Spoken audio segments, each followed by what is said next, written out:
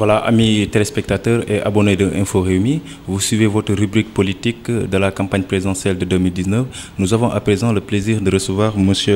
Fadilou Keïta, qui est du pôle de communication de la coalition Sonko Président. M. Keïta, nous vous saluons. Bonjour, merci de me recevoir pour cette interview qui nous permettra certainement de passer en revue un certain nombre de choses qui intéressent actuellement l'ensemble de la population sénégalaise. Merci. Alors nous voyons que M. Ousmane Sonko est un jeune qui s'est lancé dans le champ politique en adoptant une autre démarche, en jetant justement une anatémisation dans le système. Alors quelle est votre offre programmatique dans le domaine de l'emploi? Parce que nous avons vu que derrière Sonko, il y a pas mal de jeunes. Oui, derrière lui, il y a pas mal de jeunes, c'est vrai. Mais en fait, nous avons porté notre choix sur la formation, déjà, la formation des jeunes. Nous voudrions en fait, juste au niveau du BFM, intégrer des filières de formation professionnelle. C'est-à-dire, comme ce qui se fait à l'extérieur, on n'a plus besoin de mobiliser l'ensemble de la jeunesse pour qu'ils fassent obligatoirement des études qui, in fine, ne leur permettra pas d'avoir un emploi. C'est-à-dire, nous préconisons le maintien des filières actuelles, mais aussi le renforcement de la consistance des formations par l'introduction des formations professionnelles. C'est-à-dire on doit miser sur la qualité de la formation pour avoir des jeunes qui pourraient, à partir du BFM, pouvoir intégrer le marché du travail et ne pas obligatoirement attendre des études supérieures, parfois qui ne débouchent pas sur en fait, des emplois et parfois qui fait qu'ils ont à un certain niveau qui ferait que les employeurs même ne pourraient pas supporter en fait les masses salariales sur lesquelles ils doivent être planchés, fixés. Alors nous l'entendons souvent dire que l'industrialisation au Sénégal. Alors qu'est-ce qu'il faut dire? Déjà, je commence par dire qu'en fait, je me félicite du fait qu'un ensemble d'acteurs politiques, quasiment toute la classe politique actuellement parle d'industrialisation. C'est idem pour tout ce qui est mobilisation de ressources. C'est pareil pour le patriotisme économique, c'est pareil pour les vocables comme souveraineté économique. Je veux dire par cela que nous avons un candidat qui rythme, qui impose, organise le débat politique au Sénégal. Dans sa manière de faire de la politique, dans sa manière de faire de sorte que les candidats, les acteurs politiques seraient concentrés sur l'essentiel. En nous parlant d'industrialisation, le président Sonko a voulu en fait faire de sorte que ces PMI qui connaissent actuellement un taux de mortalité d'environ 80% au Sénégal, c'est-à-dire la création, les modalités de création ne sont pas mal dans le dispositif qui existe actuellement, mais la durée de vie de ces PMI n'atteint pas 2 ans. En moins de 2 ans, nous connaissons environ 70 à 80% de mortalité. Il nous faut déjà maintenir ce dispositif de création des PMI, renforcer tout ce qui est secteur informel de sorte à pouvoir les amener à se formaliser, mais aussi appuyer les groupements de femmes en les faisant travailler, en les aidant dans la mobilisation de ressources, dans la recherche de financement, ce qui les aspirerait dans le secteur formel et qui ferait que les éléments de leur travail, leur production serait comptabilisée comme ressources financière nationale qu'on pourrait comptabiliser dans la richesse de ce pays-là. Mais aujourd'hui, ce qui passe, c'est qu'il y a une certaine production qui est faite de manière très artisanale. Vous savez certainement qu'en Afrique, à l'hectare, on produit 1 à 3 tonnes, alors qu'à l'extérieur, à l'hectare, les gens sont au-delà de 6 tonnes à l'hectare. Ce qui fait que nous avons un problème de matériel industriel, mais aussi un problème de formation à la base. Avoir ces industries, il nous faut déjà renforcer nos PMI de sorte à créer un cadre qui permettrait que ces petites et moyennes entreprises-là puissent avoir une croissance qui leur permettrait d'intégrer déjà, de satisfaire la demande locale, mais aussi au fur et à mesure d'intégrer le marché africain pour aussi pouvoir intégrer le marché international. Mais je voudrais signifier un fait, c'est que dans tous les pays du monde qui sont développés, ils ont mis, je ne parlerai pas de mesures protectionnistes, mais je parlais de mesures préférentielles qui permettraient que les entreprises nationales auraient un cadre qui leur permettrait une certaine évolution, de sorte à ce qu'elles puissent concurrencer nos partenaires extérieurs. Toujours dans l'offre programmatique du candidat, il plaide vraiment Il plaide vraiment à ce que le Sénégal quand même sort du franc CFA. Alors, quelle est votre position exacte? Parce que nous avons écouté des économistes qui pensent que la question n'est pas si facile que le candidat le prétend. La question n'est pas difficile, elle est très simple. Elle est très simple. Bon, je commence par dire que un des candidats qui se trouve être le candidat sortant, Macky Sall, disait en 2016 que le CFA était une bonne monnaie, il fallait la conserver. Mais vous l'avez entendu récemment dire qu'il était préférable de sortir du CFA, mais le faire à la hâte pourrait être problématique. Donc il nous rejoint dans notre point de vue. Je commence par vous dire aussi que le président Sonko était signataire des conclusions des assises nationales qui théorisaient déjà une monnaie communautaire. Avoir une monnaie communautaire, c'est fortement sortir du franc CFA. Donc il y a aussi la CEDEAO qui théorise une monnaie communautaire à l'horizon 2021. Donc ça, c'est des dispositions au niveau communautaire. Dans le programme, le président Sonko, la coalition Sonko-Président propose une sortie prudente du CFA, d'abord en utilisant les leviers institutionnels communautaires, c'est-à-dire la CEDEAO, l'UEMOA, et auquel cas ces deux institutions-là ne parvenaient pas à mettre en place une monnaie communautaire, nous sortirons en toute autonomie. Il ne faut pas avoir peur de sortir du CFA, c'est une nécessité, c'est un besoin. Quand dans les années 40, nous avions, dans les années 60, nous avions 100% de nos recettes d'exploitation qui étaient déposées au niveau du Trésor français, c'est passé à 65% et actuellement nous sommes à 50%. Celui qui est prêt à lâcher du lest est peut-être prêt à nous laisser avec notre monnaie. Et puis il faut que cette monnaie-là puisse refléter la réalité économique du Sénégal. Alors nous allons terminer avec ce point dans le programme du candidat Ousmane Sonko. Donc nous l'avons entendu dire qu'il va quand même ramener le congé de maternité à 6 mois. Donc beaucoup de critiques ont pensé cela, je ne sais pas, qui n'a pas été trop bien réfléchi, ou bien c'est juste des promesses électoralistes. Alors, quelle est votre position par rapport à ce niveau-là? 6 mois de congé n'est-il pas trop pour un pays sous-développé? Non, en fait, ceux qui connaissent Ousmane Sonko savent très bien qu'il ne se lasserait jamais sur des problèmes, sur des propositions électoralistes. Il a dit 6 mois de congé de maternité, mais dans le programme, il est précisé que cette mesure sera encadrée et déployée après une concertation avec toutes les parties prenantes. Il y a le patronat, il y a les syndicats, et ça, il y a même les travailleurs, les mouvements sociaux, etc. qui réfléchissent. En fait, déjà, c'est une chose qui se fait dans les pays nordiques. Mais il y a des systèmes de compense qui pourraient venir soutenir, appuyer et faire de sorte que cette situation serait palliée, cette perte de ressources pourrait être palliée par des ressources supplémentaires qui seront appréciées et définies conformément à nos possibilités, conformément à ce que l'État voudra consentir comme effort pour soutenir les femmes qui sont parfois pas si productives que ça en période quand elles sont enceintes. Donc, il ne faut pas penser aussi, comme certains le font, 6 mois, c'est au-delà de l'accouchement. 6 mois, déjà, c'est 1 mois et demi avant l'accouchement. C'est 1 mois et demi, on pourrait les amener à 3 mois, par exemple, ce qui ferait que ce sera réparti 3 mois. Mais toutes ces modalités, en fait, pourraient être fixées, bien réfléchies et organisées en relation avec toutes les parties prenantes. Mais dans le principe, il est proposé 6 mois de congé maternité. Alors revenons sur des questions purement politiques. Donc nous savons tous que le candidat Sonko ne manque pas la moindre occasion de faire des critiques acerbes vis-à-vis du système. Alors ces derniers temps, ce que les gens ont constaté, c'est que le candidat Sonko lorgne un peu l'électorat de ceux qui sont déjà dans le système. Je veux parler par exemple d'Aïda Mbodj. Alors n'est-il pas un paradoxe à votre niveau? Aïda Mbodj, c'est une grande politicienne, c'est une brave dame. Je crois qu'au Sénégal, il y a quelque chose qui se fait pour lequel je crois qu'il faudrait peut-être réfléchir et puis revoir les axes et angles d'attaque. Parce que les gens confondent système et administration. J'ai entendu quelqu'un dire que, bon, je crois qu'il nous parlait d'ailleurs, je ne suis pas partie, je fais pas partie du système, je n'ai jamais travaillé dans l'administration. Administration ne va pas forcément dire système. Même nous, peuple sénégalais, nous tous, agriculteurs, éleveurs, etc., nous pouvons faire partie du système.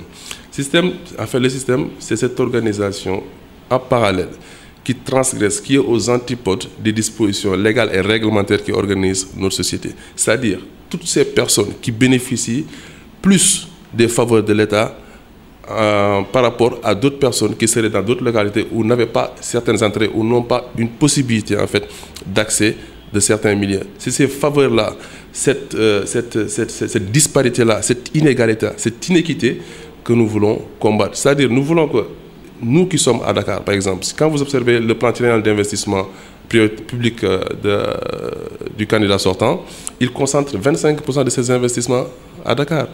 Nous voudrions que ces investissements connaissent une répartition égalitaire. C'est-à-dire, les parents qui sont dans le Sine Saloum ou à Kilikoro puissent avoir les mêmes possibilités que ces parents qui sont à Dakar de pouvoir inscrire et permettre l'éducation de leurs enfants. Mais je terminerai par vous dire que Macky Sall lui-même, il est issu d'une famille très modeste, très modeste.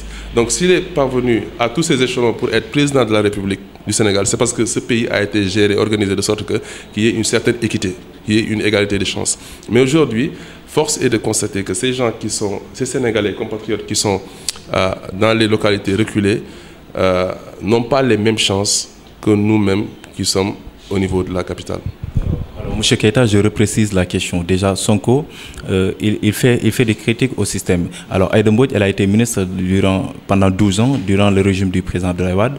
Est-ce que si on critique un système, il serait cohérent de prendre le chemin avec ceux qui ont été déjà dans ce système? Voici la question. Mais Aïda Mbodj, ce n'est pas parce qu'elle a été ministre qu'elle est du système. Ce n'est pas parce qu'elle a été ministre qu'elle est du système. Voilà, c'est ça que je suis en train de vous dire. Système, en fait, c'est toutes ces personnes qui bénéficient de faveurs, de faveurs indues. Il y a par exemple, vous voyez l'histoire des 94 000, vous en avez entendu parler.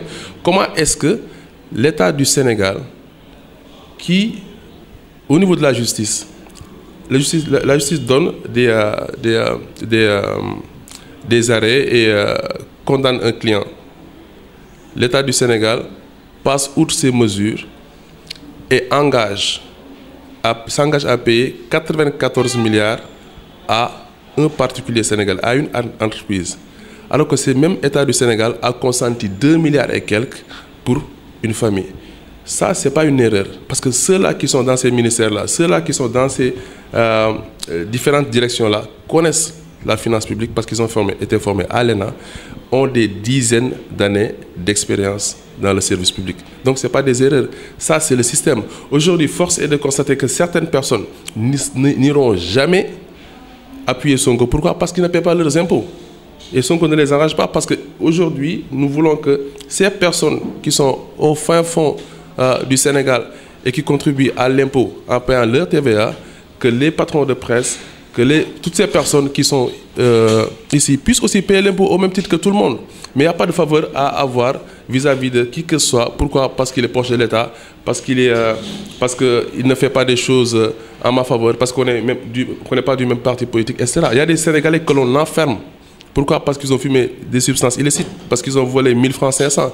Mais il y en a qui volent 10 milliards, 15 milliards, 20 milliards, et pourtant qui sont là dans les rues, à courir les rues. Pourquoi? Parce qu'il y a une certaine proximité avec le président de la République. C'est tout ceci, le système. Le système, c'est en fait quand le président de la République nous dit que moi, je vais gouverner le Sénégal à partir des vocables suivants. Rupture. Retour de l'état de droit, reddition de comptes, lutte contre la corruption, la concussion, etc. Et qu'on le voit lui-même investir des milliards dans les institutions de contrôle et venir nous dire que tous ces rapports-là, je les ai sous le coude. C'est ça le système en fait. C'est ça le système. Alors, mais M. Ousmane Sonko aussi ne s'était pas inscrit dans une autre dimension du système que les Sénégalais ont longtemps voulu quand même démettre. Par exemple, nous nous rappelons quand il y avait un marathon budgétaire au niveau de l'Assemblée nationale, M. Sonko était déjà à l'Occident pour faire ses tournées politiques, alors qu'il est un représentant du peuple qui devait être au niveau de l'Assemblée nationale, débattre sur des questions concrètes comme les Sénégalais ont vraiment l'habitude de lui donner. Vraiment, Merci beaucoup, mais vous n'êtes pas sans savoir qu'il est resté 1 an dans cet hémicycle-là à se battre pour que les gens se concentrent sur l'essentiel. C'est lui qui a soulevé tous ces problèmes-là, toutes ces problématiques sur lesquelles les Sénégalais devaient être informés. Mais comment est-ce que dans une assemblée où l'on vote sans débat dans une assemblée qui recentre l'ensemble des représentants du peuple, on vote sans débat, il a fait ce qu'il avait à faire. Il avait un calendrier que les autres n'avaient pas parce qu'il est candidat à une élection présidentielle. Il avait apprécié qu'il devait aller à l'extérieur, il est allé à l'extérieur. Mais sinon, tout le travail qu'il devait faire au sein de cet hémicycle-là, il l'a fait. Je veux pouvoir vous dire aussi que le profil de Sonko est assez spécifique comme candidat à l'élection présidentielle. Vous n'êtes pas sans savoir que juste après 3 ans après être sorti de l'ENA, c'est lui qui a créé, avec quelques-uns de ses collègues, le premier syndicat de l'administration centrale du Sénégal. C'est-à-dire, entre 1960 et 2001, il n'y avait pas de syndicat au niveau de l'administration centrale. Ça, il faut être Sonko pour pouvoir le faire. Quand Abdoulaye Wade a voulu donner des milliers d'hectares à l'APIX, c'est lui qui avait fait un article qui avait été relayé et que Abdoulaye Wade avait eu la grandeur, la sagesse de reculer et d'organiser, de mettre en place une commission qui serait chargée de lisser cette mise à disposition de foncier en faveur de l'APIX parce que concentrera des titres publics et des titres privés. Donc, côté profil, il est assez spécifique. Vous le savez, au niveau de l'hémicycle, c'est lui qui s'est battu sur les dossiers. Il a demandé une commission d'enquête parlementaire sur les ressources du Sénégal que les parlementaires avaient refusé, la majorité avait refusé. Donc, il ne sert plus à rien de se mettre devant cette assemblée-là, qui est robotisée et mécanique, dirigée par un Moustapha Niasse qui, en relation avec Tanor, avait trahi les Sénégalais dans le cadre de Benno Siggil Sénégal, qui avait eu la confiance des Sénégalais, alors que s'ils étaient ensemble au moment du vote en 2012, si vous cumulez ce que Tanor avait eu et Moustapha avait eu, le Sénégal ne connaîtrait jamais Macky Sall parce que c'est eux qui devaient être élus, quoi. Donc aujourd'hui, il n'est pas pertinent en fait d'inciter sur une Assemblée nationale robotisée et carrément mécanique, quoi. Mais en tout état de cause, ne serait-il pas trahir les Sénégalais d'aller en campagne électorale au moment où les gens ont besoin de statuer sur le budget qui doit les prendre en charge toute une année? Est-ce qu'un député peut interdire le vote d'un budget au Sénégal? Il ne le peut pas. Qu'est-ce qu'il était allé faire? Il était allé rencontrer des Sénégalais. Ces Sénégalais qui sont censés être représentés, ces Sénégalais de la diaspora qui sont partie intégrante du Sénégal et qui contribuent pour 1200 milliards Sénégal.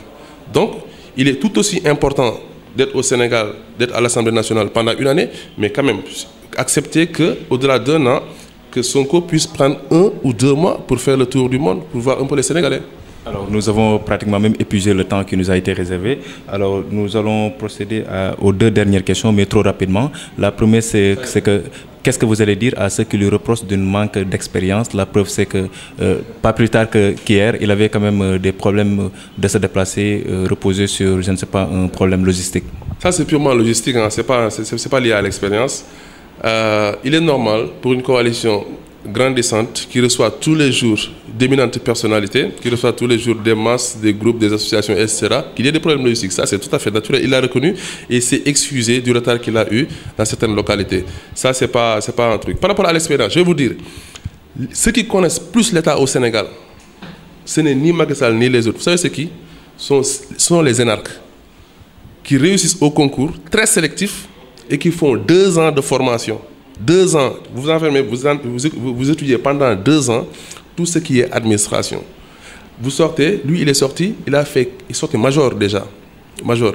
Quand on le renvoyait de la fonction publique, celle qui a été ministre de la fonction publique, Viviane Bampassi, c'était une promotionnaire de Sonko, mais Sonko était sorti major devant elle.